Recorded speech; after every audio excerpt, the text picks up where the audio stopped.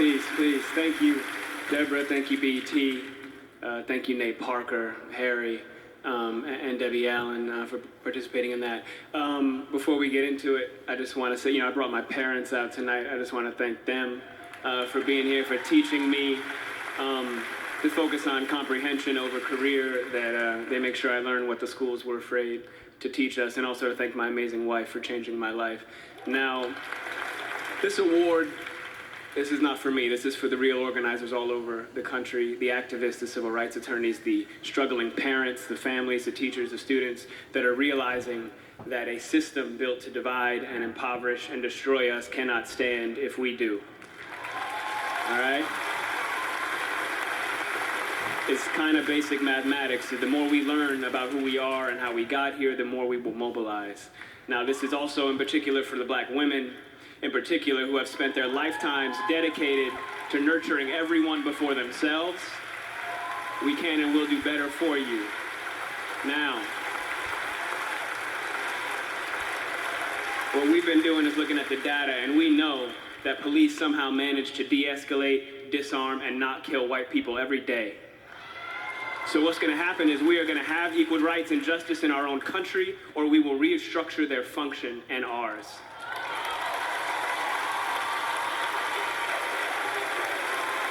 Now,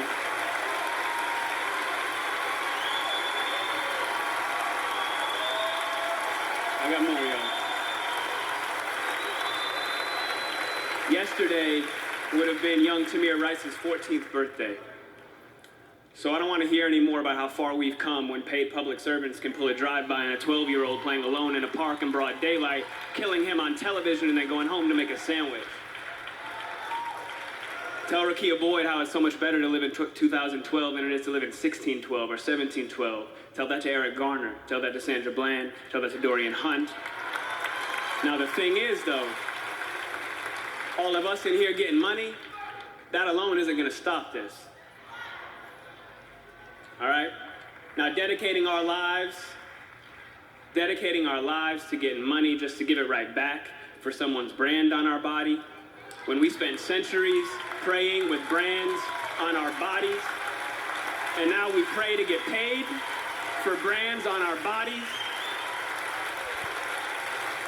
There has been no war that we have not fought and died on the front lines of. There has been no job we haven't done. There's no tax they haven't levied against us, and we've paid all of them.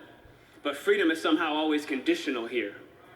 You're free, they keep telling us. But she would have been alive if she hadn't acted so free.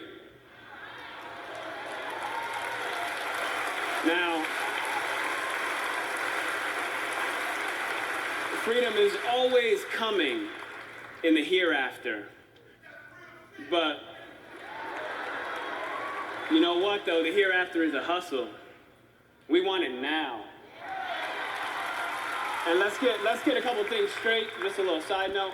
The burden of the brutalized is not to comfort the bystander. That's not our job. All right, stop with all that. If you have a critique for the resistance, for our resistance, then you better have an established record of critique of our oppression. If you have no interest in equal rights for black people, then do not make suggestions to those who do. Sit down.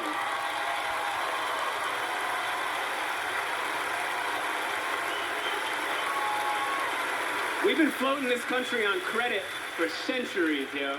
And we're done watching and waiting while this invention called whiteness uses and abuses us, burying black people out of sight and out of mind while extracting our culture, our dollars, our entertainment like oil, black gold, ghettoizing and demeaning our creations, then stealing them, gentrifying our genius, and then trying us on like costumes before discarding our bodies like rinds of strange fruit. The thing is that just because we're magic doesn't mean we're not real. Thank you.